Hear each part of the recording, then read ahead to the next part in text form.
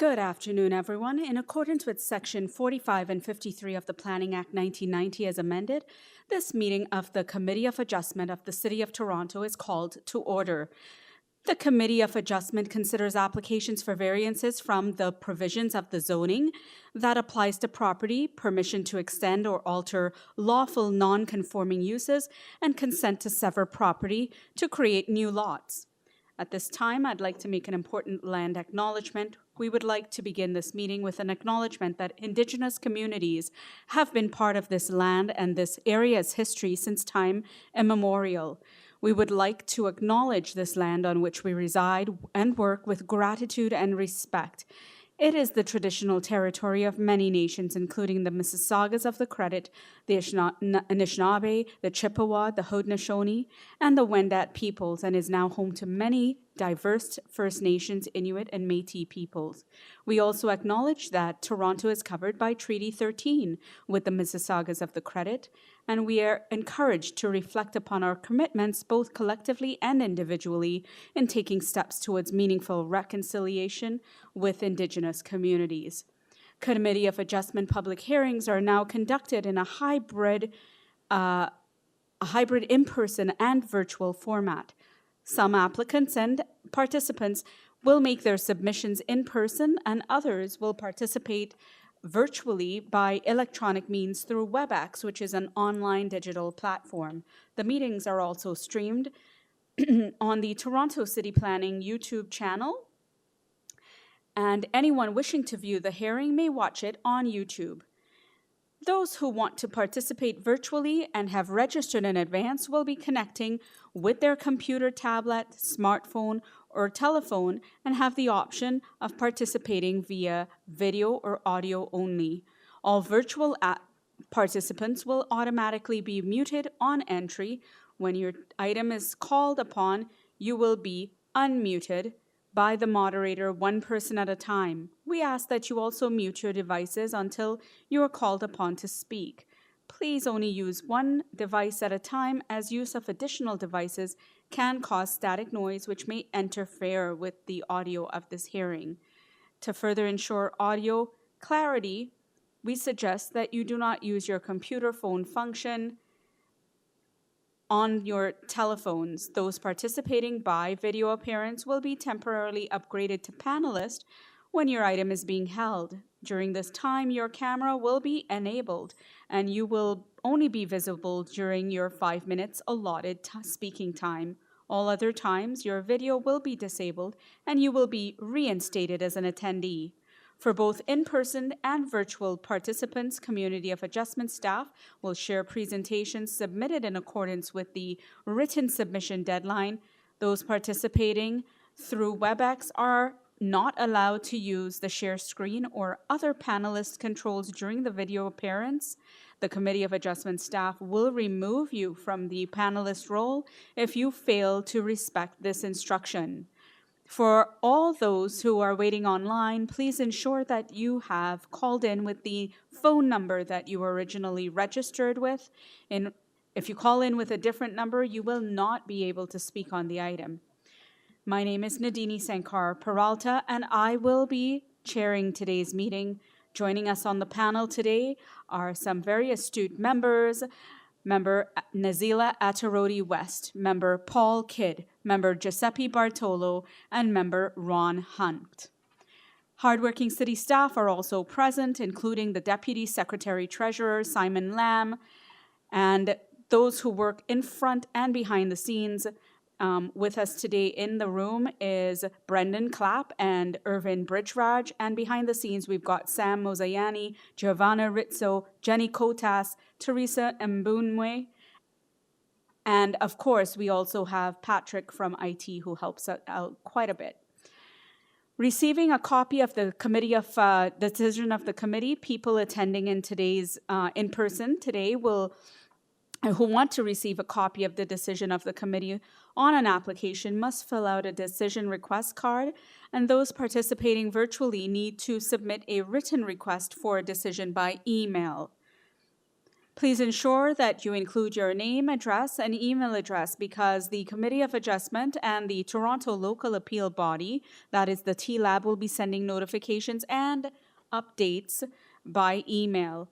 If you do not agree with the decision of the committee, you may be able to appeal the decision to the Toronto Local Appeal Body or, in some limited circumstances, the Ontario Land Tribunal. However, the provincial government amended the Planning Act and generally removed rights of third parties to appeal Committee of Adjustment decisions. Only the applicant, the Minister of Municipal Affairs and Housing, and specified persons and public bodies, as those terms are defined in the Planning Act, are permitted to appeal decisions of the Committee of Adjustments. Appeal instructions are set out at the bottom of the decision of the committee. In terms of the hearing procedures, they are as follows. I will call each item in the order listed on the agenda, and where an application is uncontested, the agent or applicant may proceed with their presentation if desired. When the committee does not require a presentation, applicants are to advise the chair if they still wish to speak to the item. The committee may ask questions and or take the matter into committee for a decision. Each speaker, including the applicant or agent, is given a maximum of 5 minutes to address the committee. I will ask you to summarize your remarks when you're reaching the 5-minute mark without exception.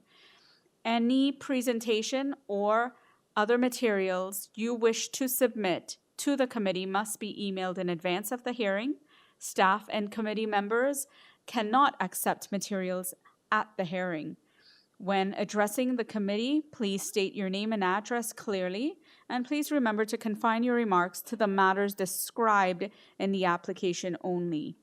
The applicant or agent will proceed first and will make a presentation to the committee on the application.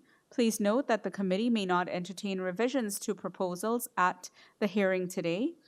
The committee may decide to defer the application if substantially revised to ensure the revised application is accurate and that all those entitled to a notice of the application are informed of the changes. Then individuals in either support or opposition of the application will be invited to speak. If more than one individual wishes to speak to the application, we ask that you try not to repeat the points already made by others. Generally, we will call on the speakers in the hearing room first and those who participate through WebEx next. Committee members may ask questions of each speaker after they have finished their presentation, and when all speakers are finished, the applicant or agent has an opportunity to rebut only those issues that were raised by the previous speakers within a 5-minute time frame. And this will mark the end of discussion on the item. The application will then be taken into committee for a decision. Just wanted to double check with the Deputy Secretary Treasurer if there are any files to close or anything of that nature. I will get to the conflict of interest after. Any files to close? Through you, Madam Chair, there are no files to close this afternoon. Thank you so much, sir. Members, I'd like to know if there is anyone with a conflict of interest for this afternoon's schedule. There being none and none for myself noted, Deputy Secretary Treasurer, are there any deferral requests at this time? Through you, Madam Chair, I have one deferral request, number 22, which is 45 McBain Avenue. Okay. Thank you so much. Number 22, 45 McBain Avenue, and we've got the agent's name is Mr. Glenn Rubinoff, and this is, an application. Mr. Rubinoff, sorry, are you there? Yes, I'm here. Yes, thank you. So this is an application for a deferral due to a missed variance on the application that we can't proceed without it. Right, and if you could just state your name and address for the afternoon period, because we know we've seen you quite a bit in the morning, but the afternoon is Sure. a fresh start, so if you can do that for the record. Sure, it's Glenn Rubinoff, Rubinoff Design Group, 18 Gloucester Lane, Toronto. Okay, so you're saying that this is deferred for, if you can repeat that?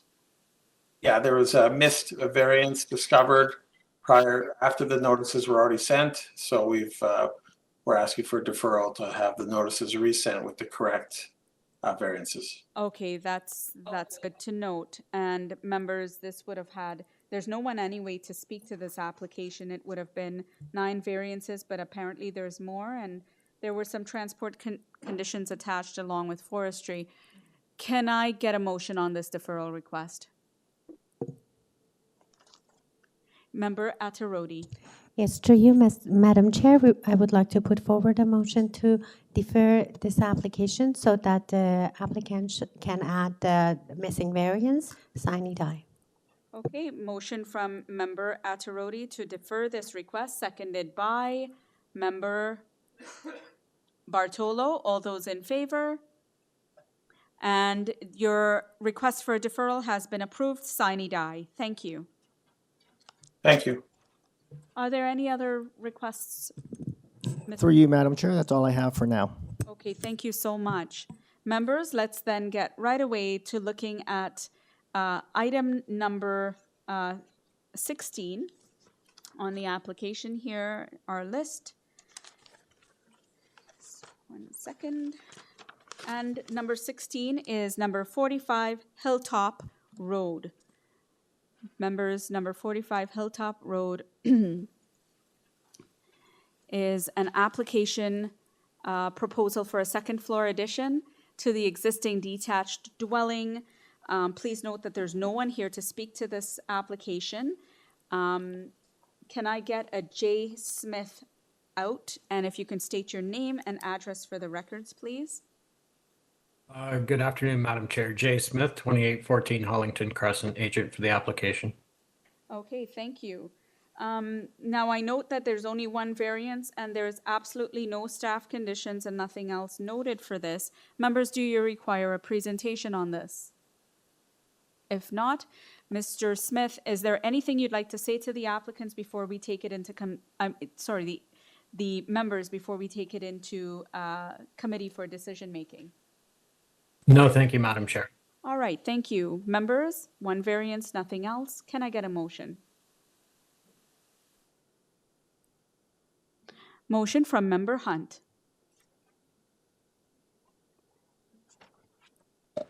Thank you, Madam Chair. I believe that this application is very straightforward. I noticed that there's no department comments or concerns, so I will approve it without condition. Thank you. Motion from Member Hunt to approve without condition. Seconded by Member Kidd. All those in favor? And your application has been unanimously approved. Thank you. Thank you, Madam Chair. Members, let's look at item number 17, which is 44 DINNICK Crescent. Please note that there is someone here to speak to this application. We've got... Madam Chair, if I may quickly. Sure. So Thomas Vandewater, I believe, only sent in a letter of support. I don't believe that they requested to speak to this, and they're not online.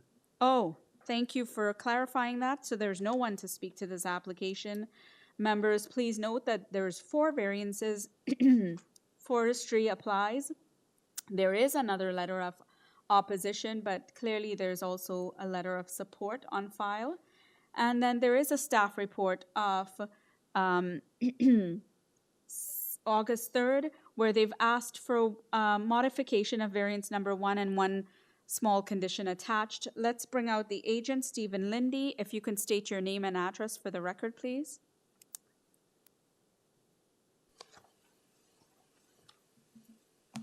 Mr. Lindy? My name is Stephen Lindy, architect and agent of the proposal. I am located at 48 Bedford Park Avenue in Toronto. Okay, no problem. Thank you so much for that. Members, let me just ask Mr. Lindy first. Are you making modifications as per the staff report to variance number 1? Yes, I am. Okay, what will that be? to revise the proposed 0.4 east side yard setback to a proposed 0.45 east side yard setback. So you are changing variance number 1 to now read 0.45 meters for the east side yard setback. So you've increased it. That is correct. Okay. Any other changes, sir? No. Okay. Members, do you have any, do you feel that you require a presentation for this item? There being none, Mr. Lindy, is there anything else that you'd like to tell the members before they take this into committee for decision making? No, thank you. Okay, thank you. And so members, I will just state again, 4 variances. One of them has been changed. That's variance number 1 to 0.45 meters. It's been increased to address the staff report. There is one more condition that you'd have to tie it to the staff report if you do approve, should you approve, and there's forestry. And please note that 1 letter of opposition versus the one that is in support as well. Can I get a motion? Motion from Member Bartolo. Yes, thank you. Thank you, Madam Chair, through you. I've looked at this project. I think the irregular shape of the lot is what's driving a lot of the variances here. So I'm going to put forward a motion to approve this application subject to the following conditions. Variance number 1 be changed to 0.45 meters, and that the east side yard, front yard, and rear yard setbacks be developed in accordance with the site plan drawings attached to the staff report and subject to the conditions of the urban forestry memo attached. Thank you. Motion from Member Bartolo to approve this application with those conditions, and seconded by Member Attarodi. All those in favor? Your application has been unanimously approved with those conditions. Thank you, sir. Thank you, Chair, members of the committee. Okay. Members, let's look at item number 18. This is number 177 Glengarry Avenue. Please note that there are a couple of folks here to speak to the application, and I'll look to our technicians to see that they've been logged in, and they are. So this is an application to construct a new dwelling. There are 7 variances. Please note that forestry conditions do apply. There is a July 26th transport report that has some conditions, and a letter is on file with comments. There's also 6 letters of supporting signatures, or 6 supporting signatures, but there's also 2 letters of objection. Let's bring out the agent, Nafiza Zanjabadi. Ms. Zanjabadi, are you there? If you can state your name and address for the records. Yes, good afternoon, Madam Chair. My name is Nafisa Zangiabadi, 30 Apple Orchard Path, Thornhill. I'm the applicant representing the owner. Okay, thank you so much. Just because there's folks here to speak to this, and it seems a little bit like there are, different opposition, I would like you to present within 5 minutes, give us an overall synopsis of what's going on with this application. Sure. This is the application to construct a new 2-story dwelling. We're asking for 7 variances. Out of these 7, 3 are related to the front porch and the canopy and the rear deck. But the variances are not caused by the size of porch and the deck themselves, but also because of the setback. The main wall, the side main wall, it's 45 centimeters from the property line, which itself is not a setback. But then the setback applies to the front porch and the rear deck. And the front porch is aligned with the main wall, so that's why this variance applies to that. And for the rear deck, we can align it with the main wall in order to mitigate the impact and provide some privacy for our neighbors, which is set inside for 1.17 meter from the side lot line. There's also the variance for the landscaping, and that's because of the right-of-way that exists in the property.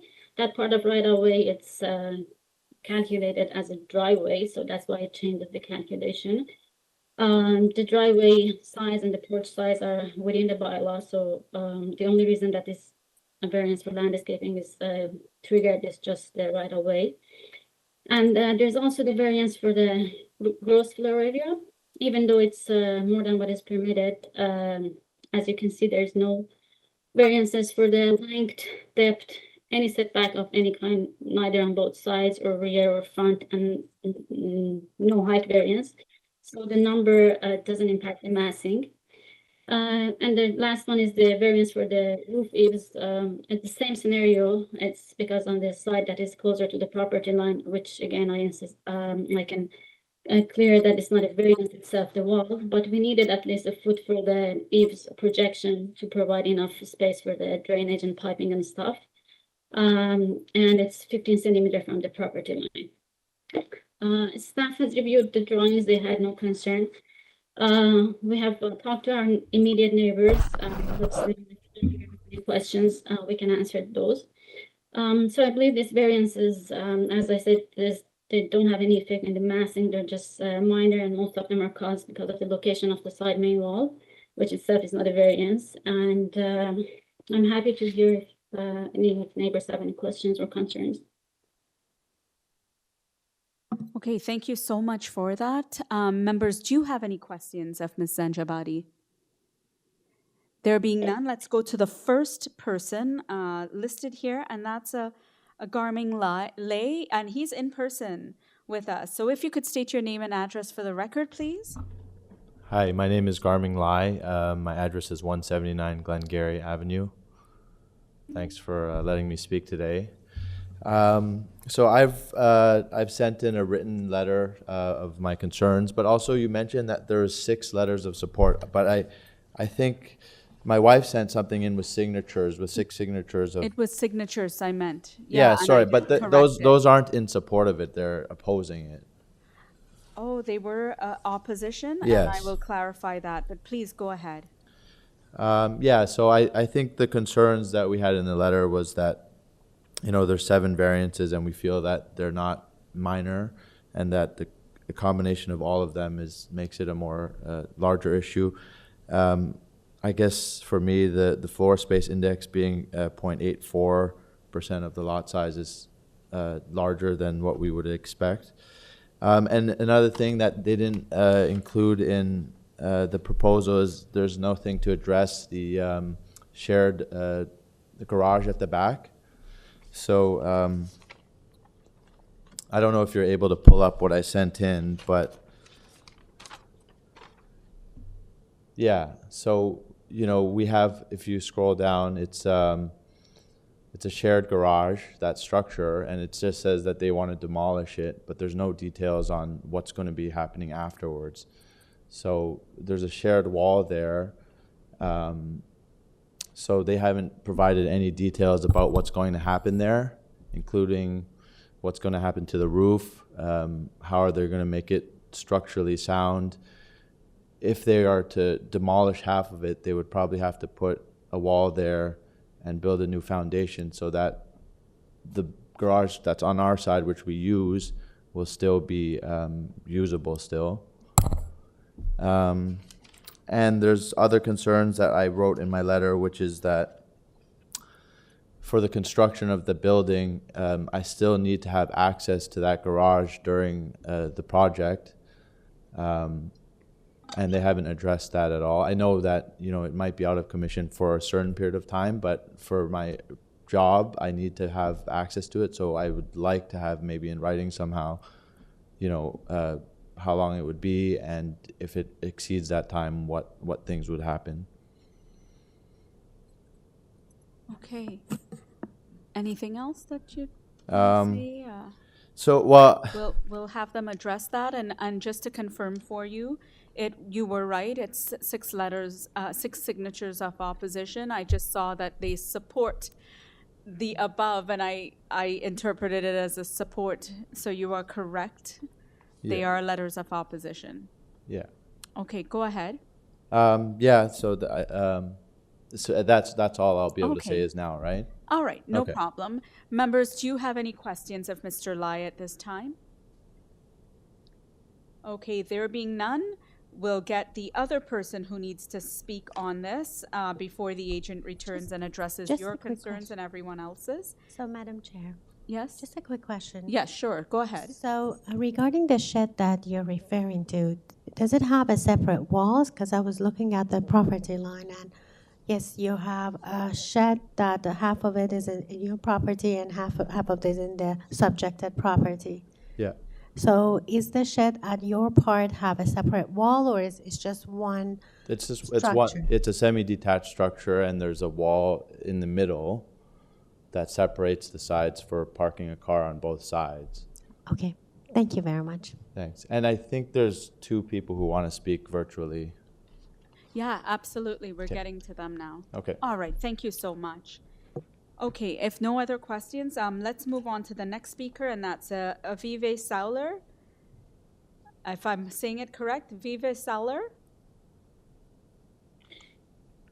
If you could state your name and address for the records, please. Sure. My name is Viva Silver, and I reside at 175 Glengarry Avenue. Thank you. Would you like to share your concerns with us? Yes, I would.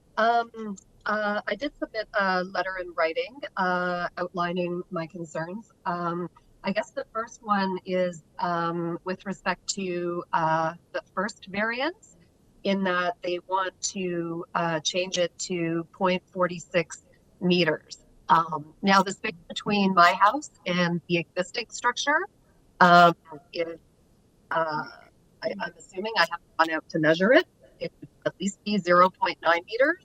So my concern is that they want to build their new structure even closer to my house, which would present a safety concern in terms of, you know, if there was any sort of emergency or fire that, you know, leaving 0.46 meters between the two homes doesn't give very much space. With respect to the second variance, they've also proposed that they want to extend the eaves to hang over my lot potentially a little bit. So again, I have concerns about that. The other thing, and you know, I apologize, I'm certainly not a landscaper or an architect. So in terms of my interpretation of the existing plans, I was having a little bit of difficulty understanding. I know, you know, they're going to put in their front porch, and some of the existing has to put in a driveway. But on the east side, I currently have a retaining wall that has that I have fixed back in 2019, and it continues to be somewhat of an issue. And I'm concerned that if they leave sort of a strip of grass, I just and they're also going to put up another retaining wall on the east side. You know, how that's going to impact my property. So I would like something that's a little bit more clear in writing what's going to happen there. I think I'll leave it there rather than going through each of the 7 variances. I think all of the letters that have been sent in have some of the same concerns, but through you, Madam Chair, I appreciate the opportunity to speak to the committee. No problem, and we do have your letter on file, just to let you know we've read it beforehand. Members, do you have any questions of this, the neighbor, Ms. Sauler? Nope. So there being none, I don't think there's anyone else registered to speak, and so. Registered to speak. She's online now. My wife was registered to speak. What's her name? May Wong. Okay, so there is somebody named May Wong who might be registered. We're going to just double check. And if not, would you, okay, let's put her through.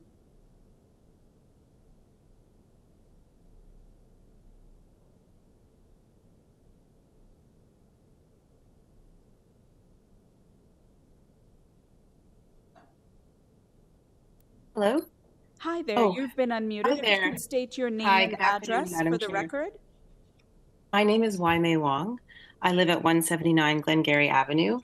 I also submitted a letter of objection on behalf of myself and several neighbors. You'll notice that a lot of the points are shared with Viva's letter, so I won't go into detail with all of them, but I just want to share that, we spoke with many of our surrounding neighbors, both all the ones surrounding as well as across, and many of them share the same concerns. I think the biggest thing is we felt all 7 variants together were very much an issue, even if some of them on their own were more minor. And we wondered, or we felt that perhaps it would be appropriate to look at this again in a rezoning application. Right. But yeah, I did not have any other pieces to highlight because I think they've all been spoken to by Viva and GERMAIN. Okay, and we did receive the letter with the 6 signatures supporting the concerns that were outlined in it. So just letting you know that. Members, do you have any questions of this area resident? If none, then I'd like to invite the agent back, Nafisa Zanjabadi, to address the concerns of all of the neighbors that she's heard here today within 5 minutes. Yes, Madam Chair. So I will go through them one by one. Our neighbors brought up the issue of the gross floor area. I would like to ask the staff if they can pull up the site plan.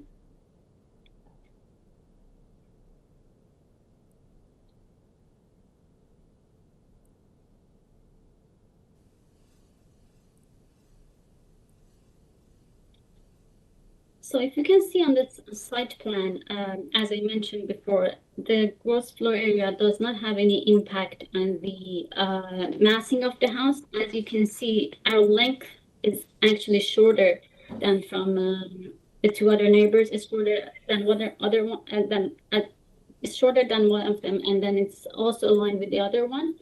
And as you can see, the front also aligned with both of the neighbors. There's no length variance, no setback, no height, and this gross floor area number is very common in the area. Ours actually is lower than many of that has been approved in the neighborhood. I have a few addresses here. 173 Woburn Avenue was approved at 0.95. 251 Cranbrook was approved at 1.15. 72 Fairlawn Avenue was approved at 0.99. 167 Woburn was approved at 0.8, and 58 Onsworth was approved at 0.8. So as you can see, we are within the neighborhood approval, and also in most cases lower than what has been approved. And we are exactly in terms of length, we are aligned and even shorter than our neighbors. There's no height, no setback, no length depth variances. So it doesn't impact the neighbors. And just to clarify, this side yard setback, it's not a variance at 46 centimeters. And if you look at the survey that was submitted, the existing house was also exactly at 46 centimeters. So neighbors brought up the issue of the access. So it has been like this for years, and it's not a variance. So I wouldn't even open that discussion. There was also, there were concerned about the eaves, and I would have to correct them. The eave does not encroach into their property. It's still 15 centimeters from the property line, and it has enough space for the drainage. They were also concerned about the garage at the back, even though it's not a variance, but the owner has approached them, and they talked to them, and they will take care of anything that has happened during construction afterward if they want to rebuild their side of the garage. And also there's an issue about the retaining wall. All those water drainage stuff will be taken care of during the permit stage and the grading plan. If there's need for any new retaining wall or fixing anything that is existing or modification to that, those will be taken care of during the permit application. So I am happy to answer if there's any questions. And also, we are okay with the conditions that forestry put, and we have already submitted an application for 3, and also with the transportation conditions. So we're communicating with them in that regard too. And I should mention that the staff had no concerns, and I believe it's in the applications is the variances are minor in nature. Okay, thank you so much. Members, do you have any questions? Okay, there being none, we've got, again, the 7 variances. Forestry applies. There is a transport conditions. And there is about 8 letters of concerns, and you've heard from 3 of them here today. And you've heard what those concerns are, and you've heard the rebuttal. Can I get a motion?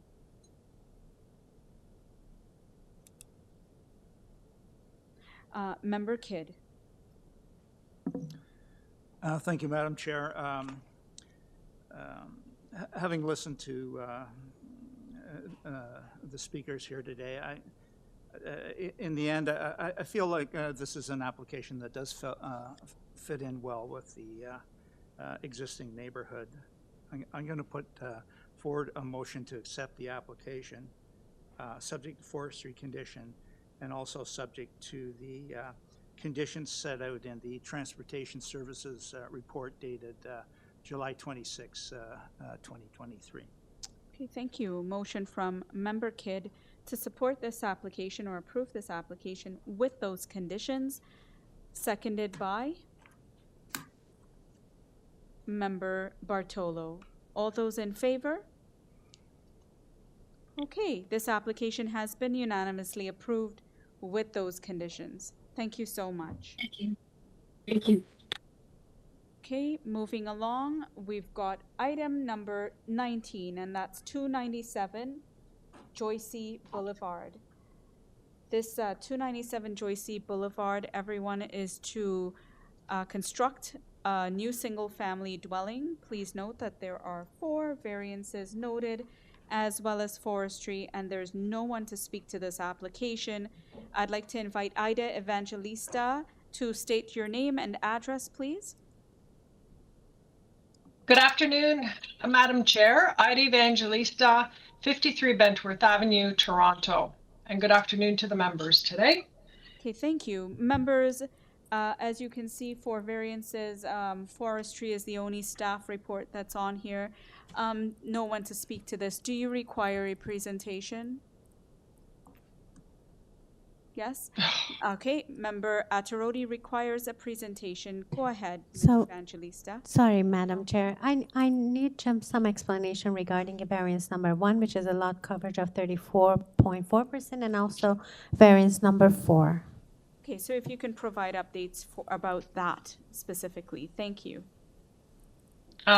Yes, so, and variance number 4. Yes. Okay. So planning did write a report, just to mention that, Madam Chair, and they are in support of the application.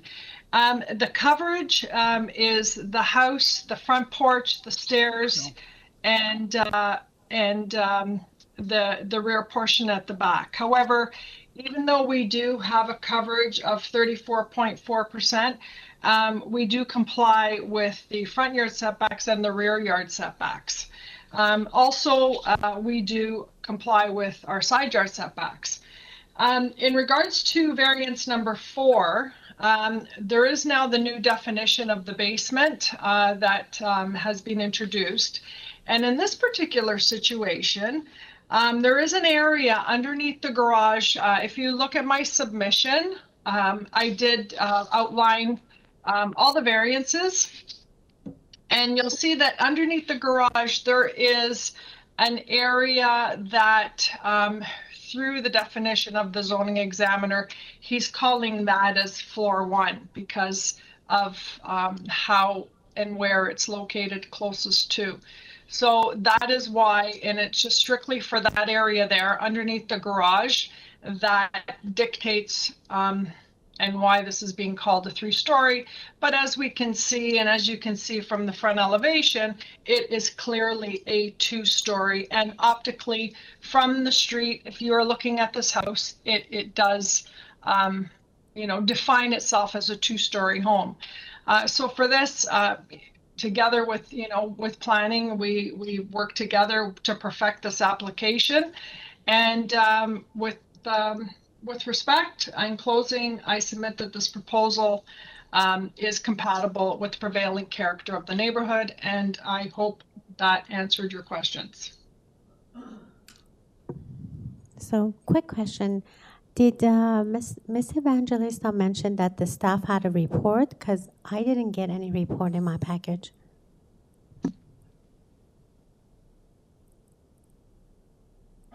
Is that to me? Yes. Yes. So, did you mention that staff provide a report and then that had an explanation regarding variance one in their report?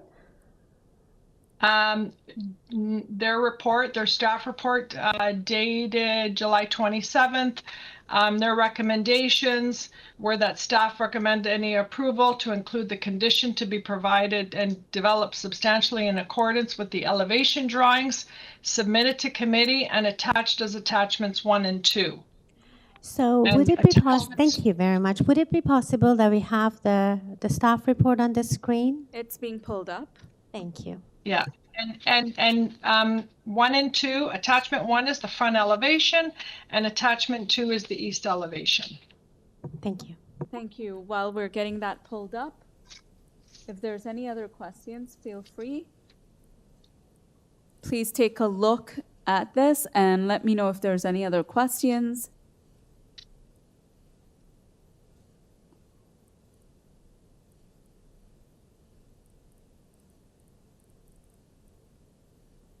Okay.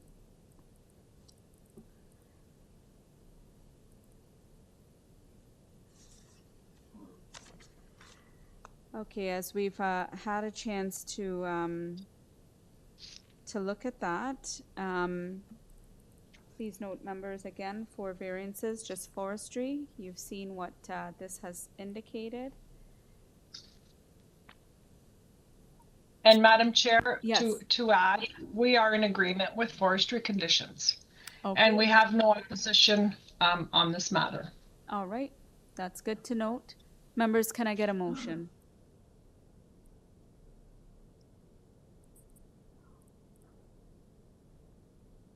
Motion from Member Kidd. Thank you, Madam Chair. I'd like to put forward a motion to accept the application, subject to the condition that the property be developed substantially in accordance with the elevation drawings attached to the planning staff report as attachments 1 and 2. Okay, motion from Member Kidd. Sorry, it was their forestry, yeah. Yes. Also forestry condition as well. Okay, so Member Kidd with a motion to approve the application with those conditions, and seconded by Member Bartolo. All those in favor? Dissenting? Member Atterodi dissenting. Okay, so your application, Ms. Evangelista, has been approved with those conditions. Thank you. Thank you. Okay. Now, members, let's turn over to number 41 GLENBRAE Avenue. Please note that 41 GLENBRAE Avenue is a proposal to convert an existing integral garage into a living room by reducing the parking requirements. And please note, members, that there are 2 variances on this. There's previous decisions on the file, and 1 letter of support. There is also 1 letter of objection. We've got a Glenn Rubinoff again on this. Mr. Rubinoff, you've been here all day. So let's, you don't have to reintroduce yourself. We've got you on the record many times now. And so, members, do you feel that you need a presentation on this item? No. Okay, Mr. Rubinoff, the members don't feel that they require a presentation, but is there anything that you would like to share before they take this into committee? Yeah, just simply that they're converting the existing garage into living space, and the immediate neighbor next door provided a letter of support. I feel that this is a minor adjustment. It won't affect the use of the property or any impacts on adjacent neighbors. Okay, thank you. Members, with that in mind, can I get a motion?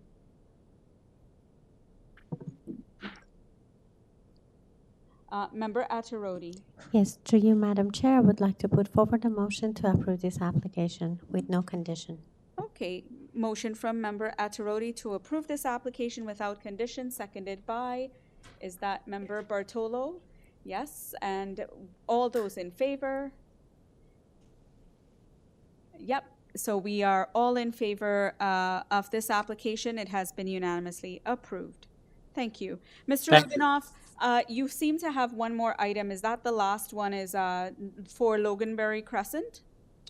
Yes, that's the last one for All right, today. for members, me. let's turn our attention to 4 Loganberry Crescent because there's no one here to speak to this as well. And since we've got Mr. Rubinoff here and he's been here all day, let's look at that, and that's item number 23 for Loganberry Crescent. Number 23. Members, this is an item to construct a 1-story addition to the rear of the existing dwelling in conjunction with a new rear deck. Please note, members, that there's 4 variances on here. There's 5 letters of support, no one to speak to it, but TRCA has an August 3rd conditional approval, like a condition of an issuance of a permit. So it's just subject to the TRCA condition. Mr. Rubinoff, are you okay with that condition from TRCA? Yes, absolutely. Okay. Members, do you feel you require a presentation on this application? Okay, there being none, Mr. Rubinoff, do you have anything to add before members take this into committee? No, it's a very simple application. It's a rear 1-story addition and deck. So I feel it's a minor impact on the in the neighborhood. Okay, thank you so much. So with that, members, again, 4 variances. There is a TRCA condition, 5 letters of support. Can I get a motion, please? Member Bartolo. Yes, thank you, Madam Chair. I think this is a pretty straightforward application. I don't see any adverse impacts on the neighborhood. Therefore, I'll put forward a motion to approve this application, subject to the conditions noted in the TRCA memo attached. Okay, motion from Member Bartolo to approve this application, seconded by Member Hunt. All those in favor? Your application, Mr. Rubinoff, has been unanimously approved with that condition. Thank you and have a great day. Yes, thank you so much. All right. So members, let's take it right back to the next that was in the lineup, and that is item number 21, which is 416 to 418 Eglinton Avenue West. And that item number 21, there is an area resident to speak to this. The person that I'd like to bring out is a Robert Dragicevic. I'm hoping I don't butcher that, but Mr. Dragicevic, if you can state your name and address for the record. Good afternoon, Madam Chair and Committee. My name is Bob Dragicevic, RD Land Plan Consultants, and I'm here on behalf of the owners of 418 Eglinton Avenue West, Surrey Plaza Limited. Okay, thank you so much. My much. address is 1450 O'Connor Drive in Toronto. Great, thank you. So on this application, members, there are 3 variances noted and only forestry. There is no other staff condition, but there is someone here to speak to this, an area resident. So because of that, Mr. I'm not very good at this, but Sir. Most people refer to me as Bob D, so it's fine. Rob D. Oh my God, that sounds so cool. Okay, Mr. Rob D, if you can provide us Bob with D. It's Bob D. Bob D. Sure. Okay, like Bob Dylan, but not quite. Anyway, I digress. We could have some humor. We could have some humor with that, but I need my 5 minutes, I think. 418 Eglinton Avenue West is a mixed-use building on the north side of Eglinton, east of Castle Knock Road. It has a private driveway system that runs behind the properties that connects to Castle Knock Road. The proposal is to construct a 1-story roofed structure. It's open to the air. There's no GFA. It is a steel structure adjacent to the north of areas used on Burnaby for parking and garages. This right-of-way has been, it's a private right-of-way, has been in existence for over 100 years. It's continued to provide back-of-house service to all of the properties fronting onto Eglinton Avenue. The structure is compliant with an accessory structure height on the north side, providing a snow shield and drainage protection to the properties to the north, and will be virtually invisible from any street. Certainly not from Eglinton, and from Burnaby, it's more than 100 meters. It's approximately 100 meters east of the street. So there's no impact to anyone in terms of the scheme. The building itself doesn't change. Those variances that are related to the sidewalls relate to the existing building, which was completed in 2015, and there will be no change to that. So it's an open air, no GFA cover for cars and bicycles at the rear of a mixed use building. And my letter sets it out in June 15th. I don't believe that there's any adverse impact, and it deals with the 4 tests, which I think are satisfied in the application with respect to the official plan and the zoning bylaw, and minor in nature. Okay, thank you. And I'd be happy to answer any questions. Sure. Any questions, members? Okay, if not, let's go on to the speaker that's noted on file here, and we've got a Maria Capelli. Ms. Capelli, if you could state your name and address for the record. Thank you. My name is Maria Capelli. I live at 95 Burnaby Boulevard. And tell us your concerns. The concern is we're actually opposed to the variance as it's outlined. The variance impacts a 100-year-old tree. We're concerned for the health and safety of the city protected old growth tree. It is shared by 95 and 93 Burnaby Boulevard. This is at the rear property line of 416, 418 Eglinton Avenue. In July 2022, during the initial non-permitted construction, the root of the tree was damaged. On July 7th of 2022, Urban Forestry was called to assess the injury to the tree. The Cohen and Master Arborist report dated October 2022 outlines the steps which should have been taken prior to the construction to protect this tree. Now moving forward, we would like some reassurance that the continued construction will follow the proper protocol to ensure the tree will not be further damaged. Given the space between the lot line and the back of Eglinton Avenue West, we believe there is insufficient room to meet these requirements. Thank you. Okay, thank you so much for that.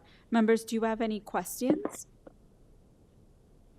Okay, there being none, and I just wanted to share with you, Ms. Capelli, that this is going to be subject to forestry should it be approved, and therefore forestry will have to, be the ones to give the okay for cutting down that 100-year-old tree.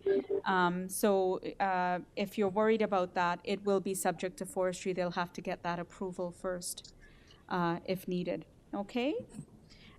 So members, if I can have Mr.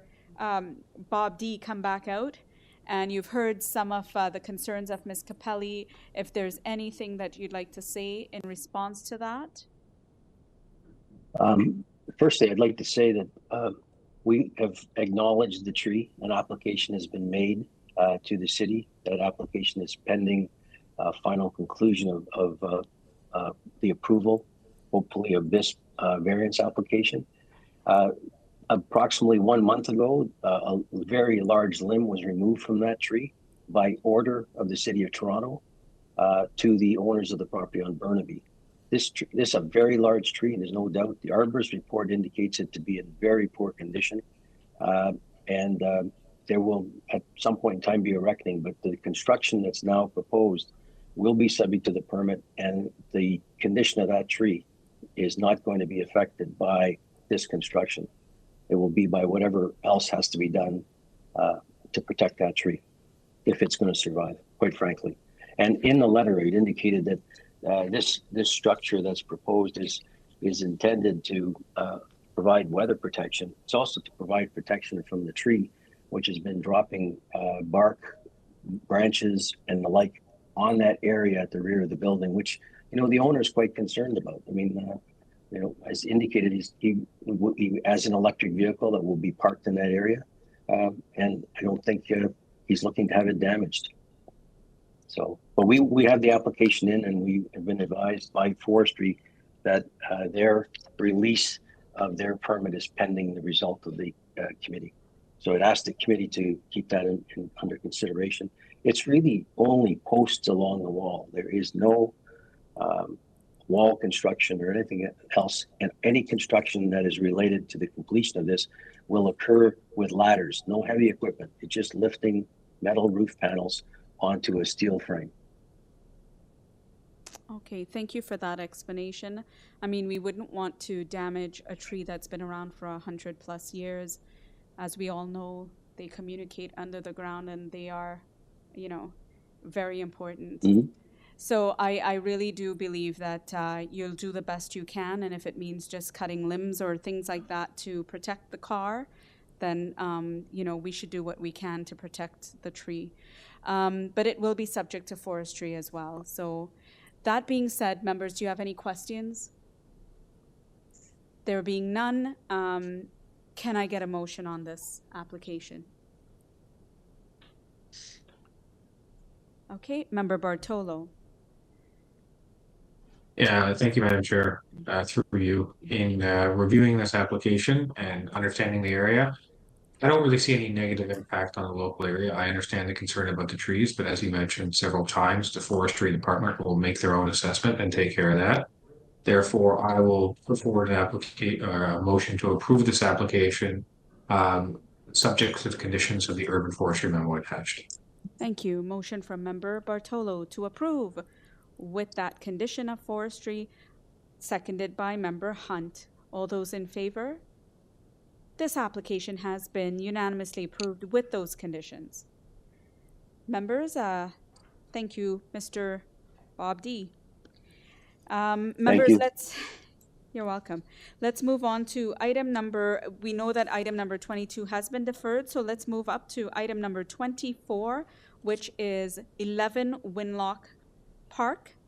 And we have in here Peter Giordano. If you can state your name and address for the record, please.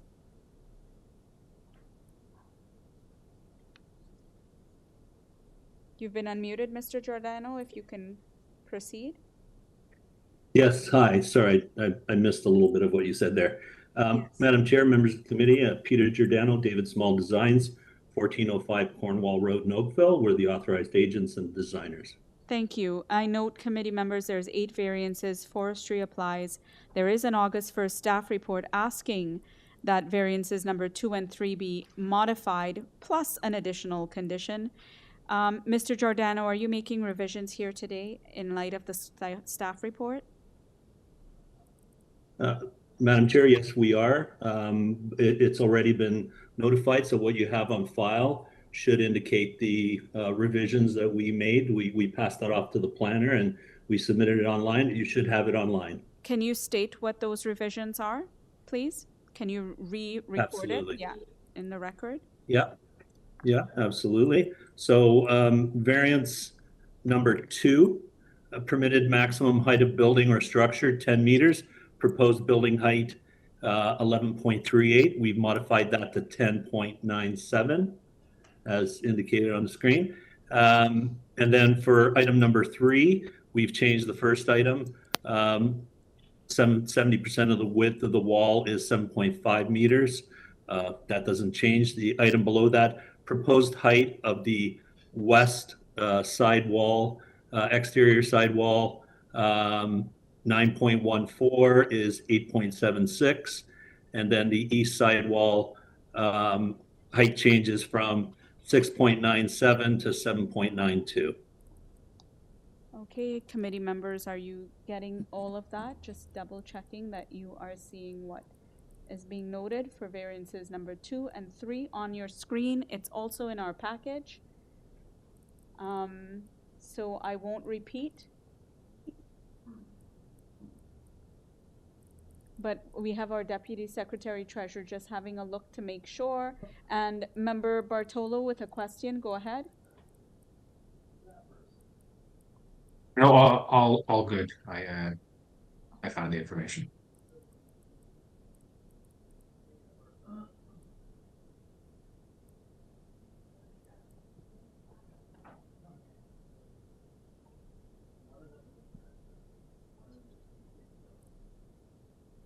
Okay, so we're very confused with item number 3, variance number 3, because it's appearing that it's actually making the condition worse.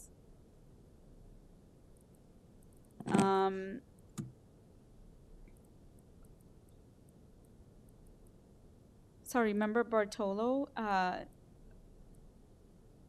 did you say, can you repeat what you might have, did you ask a specific question while we were being observed? I was just looking for clarification on the numbers, but once they put it on screen there, I found them all.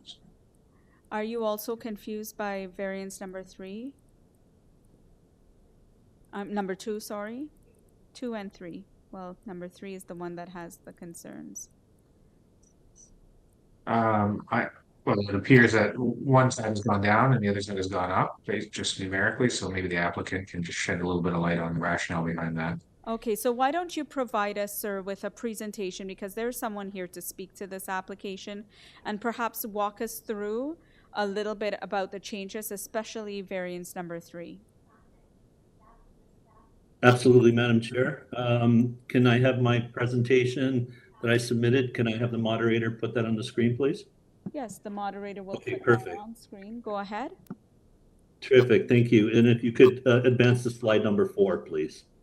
The subject property resides on a street that has a challenging split grade condition. The natural topography of the street from lot to lot varies greatly, with the slopes side to side and back to front.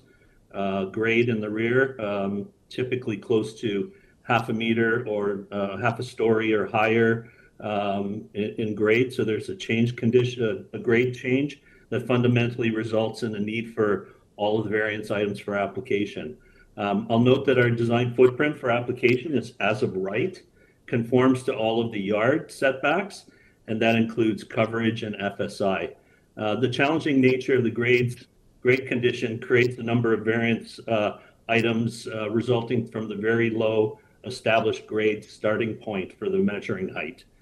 You can see on the image on the screen, the 3D front elevation, that space planning for these lots must start with the garage placed at the city's demand for the driveway to have a positive slope down to the street. Next slide, please. Conventionally then, the rest of the ground floor would flank the garage, but you could see that if we did this, the ground floor would be mostly below grade with a very small footprint area left over for primary spaces. Next slide, please.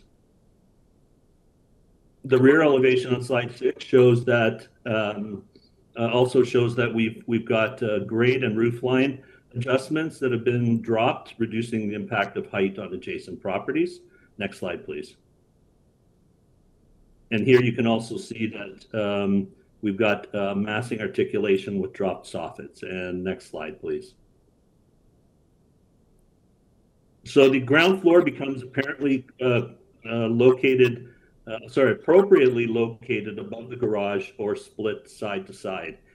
Even though the garage is at grade, this fully exposes the level as the basement level, classified by zoning as the ground floor, and the physical ground floor where the entry resides on the second floor, and then the level above zoning classifies that as the third floor. So it's a technical variance where it's a split grade that creates all of those different conditions.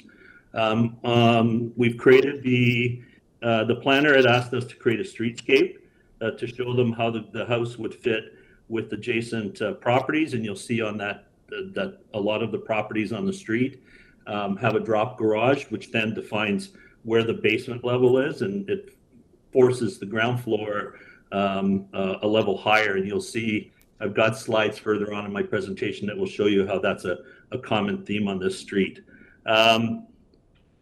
So slide number 10. right there. Yeah, stop there, please.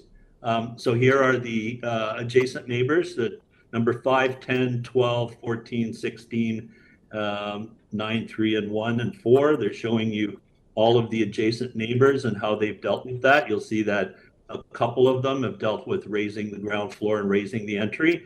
That has effectively created the variance where the subject entrance is taller than what we're allowed, and it also then creates the variance item for the balcony, 2 platforms, the balcony and the entrance being on the 2nd floor, which is technically, truthfully, the ground floor. And then slide number 11 identifies the variances on the plan. It shows that the building length, the actual footprint length is 15.34.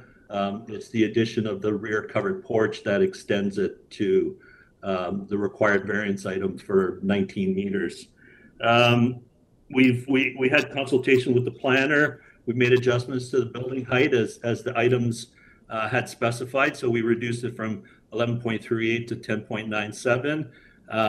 That was a result of that. We had to make some adjustments to the roof height, which changed some of the grading items that are in item number 3 to explain why those changes were made. And it was a tweaking of those Please grade summarize. items.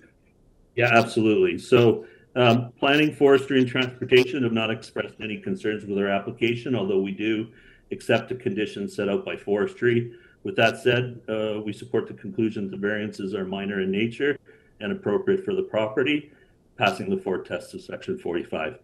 I'm ready for any questions you might have. All right, thank you. Members, do you have any questions about this or any explanations that's needed for anything? Yes, Ms. Attarodi, go ahead. Yes, just a quick question regarding variance number 3. If the applicant reduced the total height of the building from 11.38 to 10.97, means like 41 centimeter down. So as a result, both east and west side height of side exterior main wall will be reduced. We are satisfied with the new number that the applicant provide on the west side, which is 8.76, which actually reduced from 9.14 to 8.76, means it's been reduced. But the number that have been provided for the east side, the existing was 6.97 and now is 7.92. Is that a typo mistake, or what is the new number for the height of the side exterior main wall on the east side after the reduction of the height, total height? Thank you. Variance number 3. Yes, absolutely. Through you, Madam Chair. We made the reductions to the height, and the challenge here is that the sidewall heights are actually taken to the worst case level. So the grade drops at the front and then raises towards the rear of the yard. So the height along the side, even though the numbers are, they seem larger in terms of the numbers, it's a variable. So we wanted to confirm what the zoner had information wise, and that number is what we determined to be the worst case height on the side walls. It goes from the numbers that we show to a lot less as you move from the front of the house to the back of the house. It's just we wanted to correct the number that he had in there based on our interpretation, based on the zoning interpretation. We would be happy to keep the 6.97. We were looking to correct what we thought was the worst case scenario with grade. So then are you, because we can't make it worse, the situation, are you keeping on the, only I'm talking on the east side, are you willing to keep the 6.97 meters on the height of the side exterior main wall on the east side? Are you willing to keep it? And sure, we can remove the request for that change, and we can go back to 6.97. Thank you. We can adjust grade to make that happen. Okay, I'd like Perfect. Deputy Thank you very Secretary much. Treasurer to weigh in, please. Go ahead. Thank you, Madam Chair. That was my concern as well. It's a matter of notice. The public notice went out at a maximum of 6.97, so we can't technically change it to make it worse to 7.92. If the applicant wishes to do it, we would have to defer this item and bring it back. But from what I heard, he's going to keep it at 6.97. Through you, Madam Chair, yeah, if we can make that adjustment, we'll keep it to 6.97. Okay, so that is well noted for city staff as well as members, please. That being said, if there are no more questions, we have someone on the line to speak to this application still. So, Madam Chair, one more quick question, maybe from the city staff, because we have another condition that have been requested from city staff that we tie to the east and west side elevation. I just would like to know if we modify that number on the east side, can we confirm that the east side elevation that we have it on file that we would like to tie it to, does it reflect that number or it's different number? Through you, Madam Chair, I think the applicant would need to confirm that. At the end of the day, it's going to be the numerical number that the zoning examiner should be looking at, but I can understand the confusion. So as long as there isn't a reference to 7.92 that may be confusing to the examiner, it should be the numerical maximum that the examiner would be looking for in terms of 43% wall height. Okay, does that Through you, help? Madam Chair. Go ahead. Can I offer a comment there? There is no numerical number on the site plans that lock that in. It's more the makeup of the math that accumulates just using the numbers, running the numbers that achieve those numbers. That's why there was a little confusion in terms of what the zoner had posted and what we were getting for our interpretation. We'll deal with the zoning report if we need to ensure that that's correct, but that number will not appear on the side elevations. Okay, I would like you to just go over one quick time just so that there's no confusion with members. What's changing based on the original application? Can you just state that now? Absolutely. Item number 2, 10.97 would be the modified dimension, and then for item number 3, we're changing the height of the west exterior main wall from 9.14 to 8.76. Those are the 2 changes. Okay, noted. If no more questions, I'm going to shut it off there for now. Let's get to Mr. Ying Wang. Mr. Ying Wang, you've been unmuted. If you can state your name and address and share your concerns with us. Hello, my name is Ying. Oh, it's Ying Wang. yes. Go ahead. Hello. Yes, ma'am. My name is Ying Wang. I'm living in 8 WINLOCK Park. Yes, my concern was the height, and they already adjusted the height because I got the letter that's 11.38. So that was my concern and my question. And now they adjusted, so I don't have any other question. Okay, perfect. Thank you so much. Members, then I don't need to bring back out Mr. Giordano to explain that because he's just gone through that. Are there any other questions? If not, can I get a motion? Member Attarodi. Yes. Through you, Madam Chair, I would like to put forward a motion to approve this application with the following changes.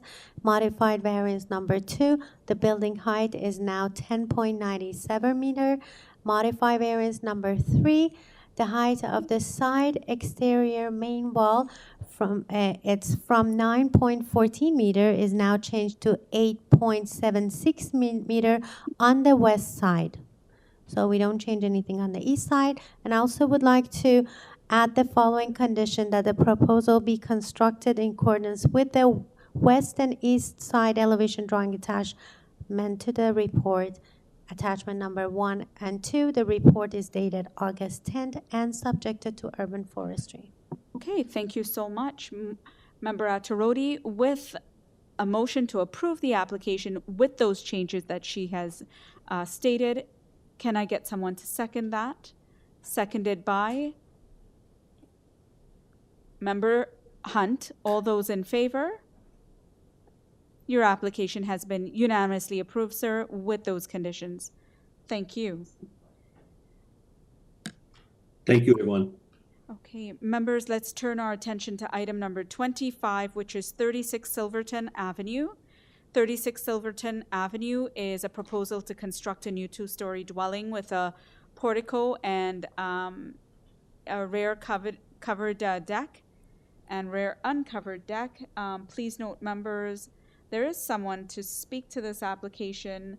There is only one variance and forestry, and there is just one letter of objection, and the applicant here is Christopher Zianis. Mr. Zianis, are you there? If you could state your name and address for the records, please.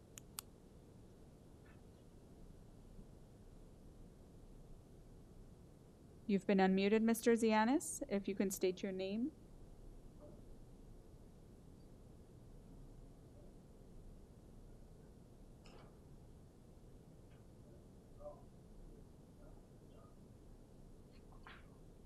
So, Mr. Zianis, you can go ahead. You're unmuted now. Go ahead. Good afternoon, Madam Chair. My name is Chris Yanis, 41 Yorkshire Road, M1K 3B7. Okay, thank you so much. I would like to you to give us a brief presentation on the merits of your application, as we do have someone here to speak to this. Go ahead. Of course, no problem. So the proposal is to construct a new two-story single detached dwelling with a portico, a rear covered deck, and a rear uncovered deck. There is only one variance for lot coverage at 37.22%. All other aspects of the proposal comply with the zoning bylaw. For example, the height, setbacks, length, depth, front and rear yard landscaping. If you refer to the area context map in the presentation slides I submitted, the properties highlighted in green are properties that are greater than 35% coverage and can be found within the immediate block and surrounding area. The properties along Elmington Street and Rousseau Road have different zoning, represented by the blue dashed area, and use FSI as a opposed to the lot coverage. However, all these streets are similar sized homes comparable to the proposed. The proposed dwelling, as mentioned, does not require relief from any other standards except lot coverage. In reality, an as-of-right building envelope is slightly larger than the proposed, as you can see in slide 2, the orange shaded area. In this instance, the proposed lot coverage of 37.22% is just a number. It doesn't represent overdevelopment of the site and form a qualitative perspective which should be emphasized over a number. The proposal is in fact consistent with the existing context of the neighborhood, and we believe it meets the 4 tests. Okay, thank you so much. Members, do you have any questions? There being none, let's move on to the next speaker, and we'll need only one of you to speak. It's either a Philip or a Rose. I'm thinking it's Chiaro. If you can come online and state your name and address, just one of you, please.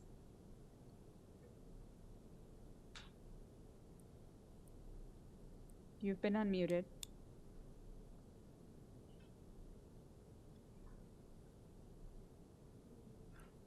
Philip or Rose Chiaro? Chiaro?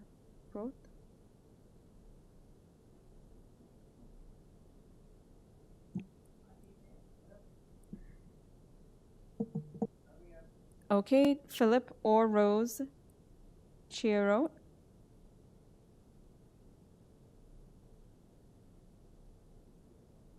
You have been unmuted. If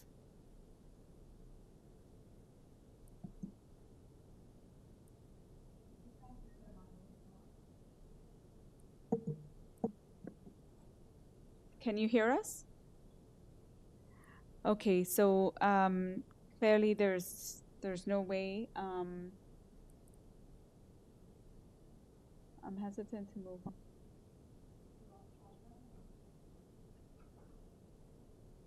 Let's just pause for 1 second.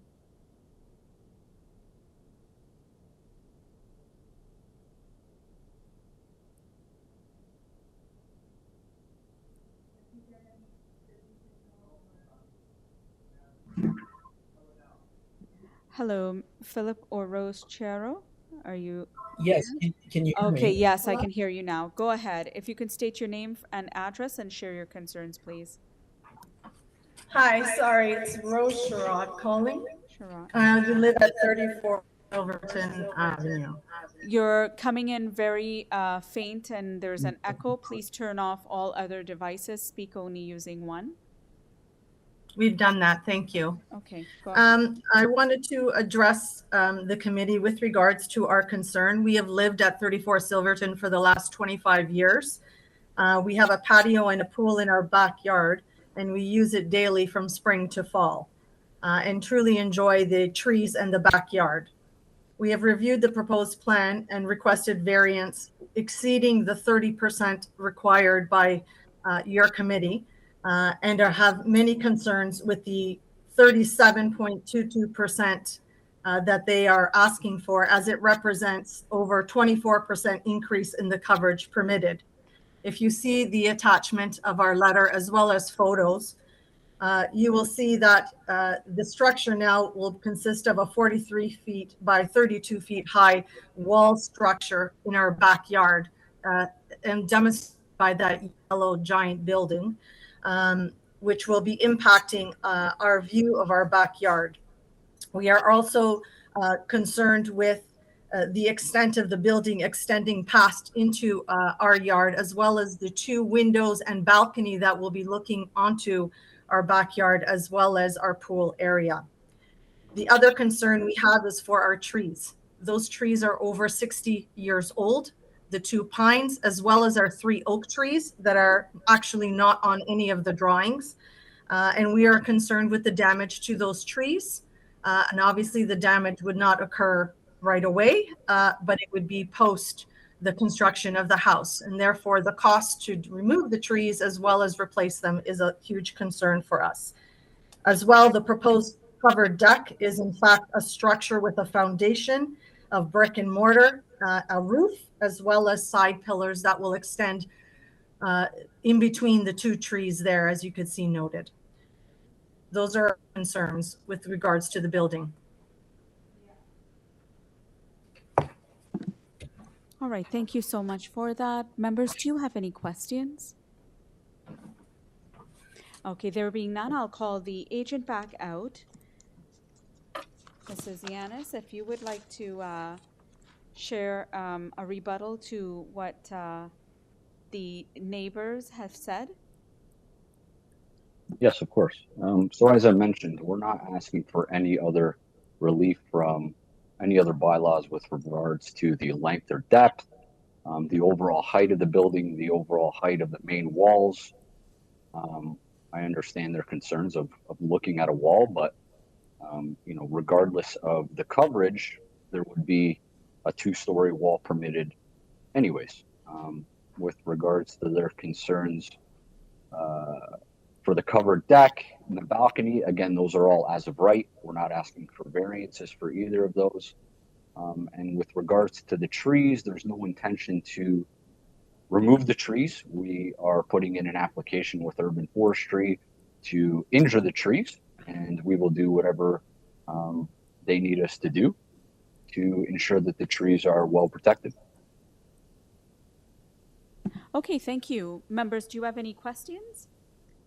If not, remember forestry applies as well, and can I get a motion?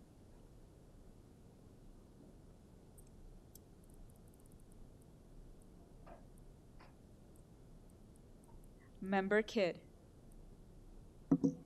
Thank you, Madam Chair. I think I agree with the agent that given that there's only the one variance required for this project, it does seem to indicate to me that it's an appropriate development for this site. I'm going to put forward a motion to accept this application subject to forestry condition. Okay, thank you so much. Member Kidd with a motion to approve this application subject to forestry, seconded by Member Bartolo. All those in favor? Your application has been unanimously approved with that condition. Thank you, Madam Chair. Thank you. Members, do you want to do one more before we take a break? Is that all right? Okay, let's move on to item number 26, and that's 76 Ridgevale Drive. 76 Ridgevale Drive, members, is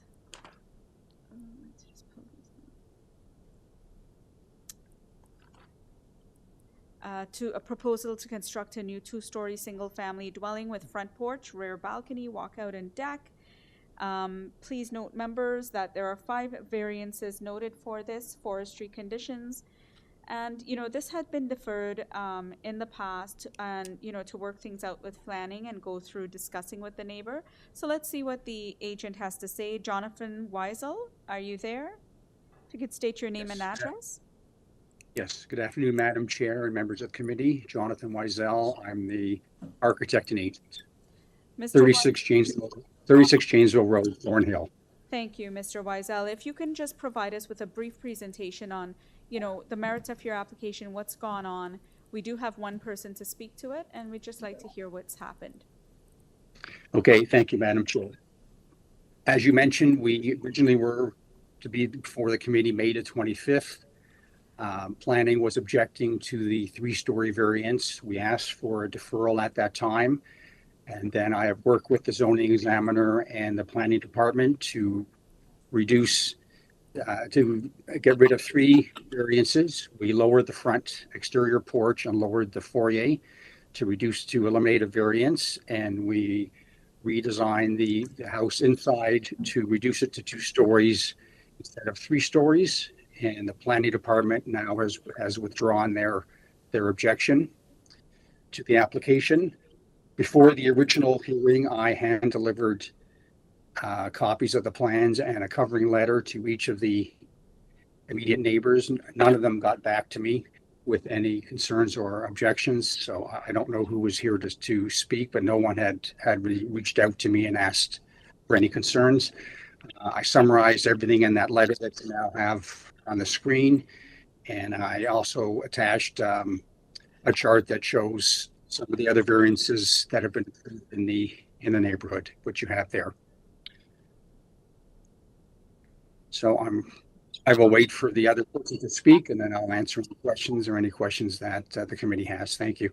Sure. Thank you so much for that. Members, do you have any questions? If not, then let's, yes, sure. Go ahead. I wasn't just clear. Were you suggesting you're revising some of these variances? No, I did that already. I did that. You were just describing the process you went through with planning. Okay. That's correct. Yeah. Okay. Thank you. Yeah, my understanding is that this was worked on since the last application. So let's hear from the next area resident, and if we can unmute Garfield Detzler. Mr. Detzler, are you there? If you could state your name and address for the records, please. I'm Garfield Detzler, and my address is 78 Ridgevale Drive. Yes, and please share with us your concerns. Well, it was addressed in the initial application. There was question regarding the 3-story versus 2-story, but Jonathan just went over that. But I do have just sort of 2 very basic questions. I was wondering regarding the driveway. I see that the driveway is comes to our property line, but I see that in the new development it's being shifted to the east. So I assume that the sidewalk would be rebuilt, and then the cutout for the driveway would be aligned accordingly. And also, if during construction, if it was decided that they wanted to expand the driveway, that would require approval before widening the driveway? Okay, let's get the agent back out here. Unless there's any questions from the members. No questions, then let's get the agent back out here to respond to those questions. Mr. Weisel? Yes, thank you, Madam Chair. There will not be a request to widen the driveway. We're required to have a certain amount of landscape space in the front yard, and that's what's shown. So the house will be built essentially as submitted, with the driveway the width that is shown. Okay, thank you so much for that. Members, do you have any final questions? If not, you've heard what the agent has had to say and how he's responded to some of those questions. Please note, forestry is involved, and this has gone through several iterations before it's gotten to us today. Can I get a motion? Motion from Member Bartolo. Yes, thank you, Madam Chair, through you. In reviewing this application and reading the correspondence from the city and hearing everything today, I think the applicant's done a good job of working with all the parties involved. And since there's no objection from the city and they seem satisfied with the revisions here, I don't see this as having a major negative impact on the local community. Therefore, I will put forward a motion to approve this application subject to the conditions of the urban forestry memo attached.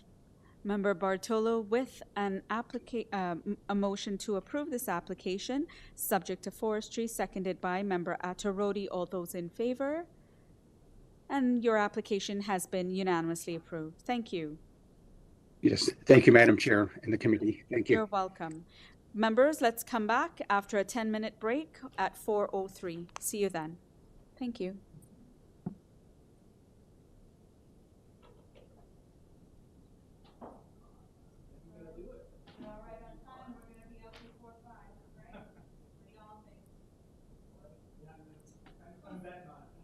Yeah, when we did that last time, remember that one application with Isaac and it went past 6 o'clock and we were all like sitting there saying, what happened? Don't worry. I'm in my cozy socks, so I'm getting ready to leave. The day has been done. It's done. Yes, that's really what we show me one of your tricks here.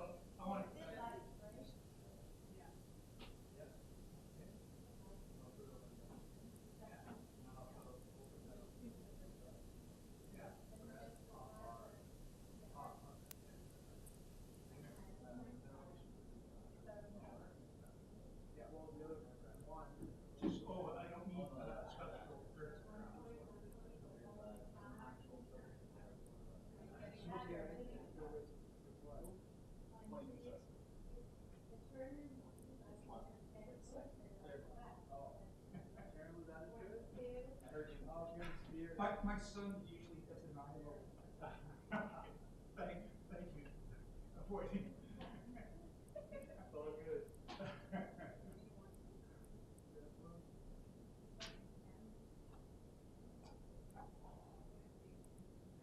Just behind you, just becomes sitting there trying, which is really your way. I talk to myself most times. Yeah? Yeah.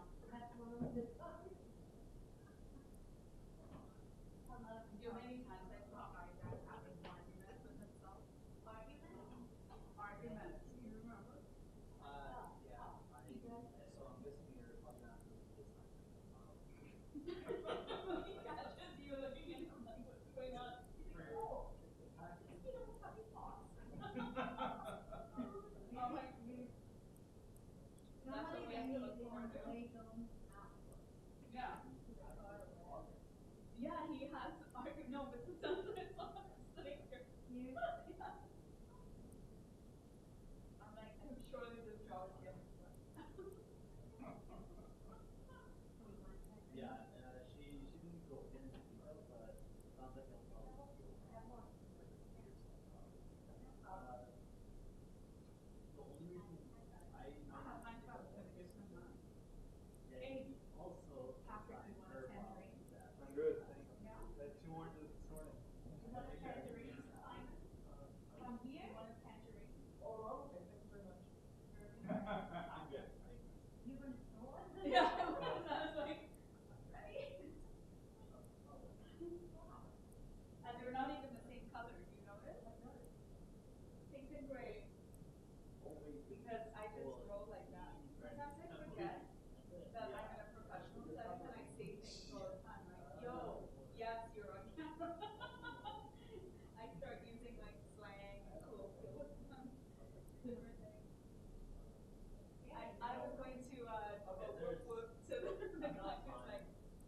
Bob D.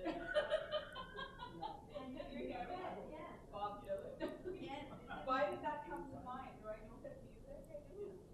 Tell me what's a famous song of his so I could So basically, we should have like played some music while they. Knock on heaven's door. Oh no! I do love them. Really? Well, I like the Guns N' Roses special. I'm thinking like Monday. Not that you would have big there and practical clear. So that's why I usually set up mine to Friday. So I'm thinking that the girls immediate that would be the first thing to signature all around. And I could definitely like that's an extra email to say, hey, if you haven't yet.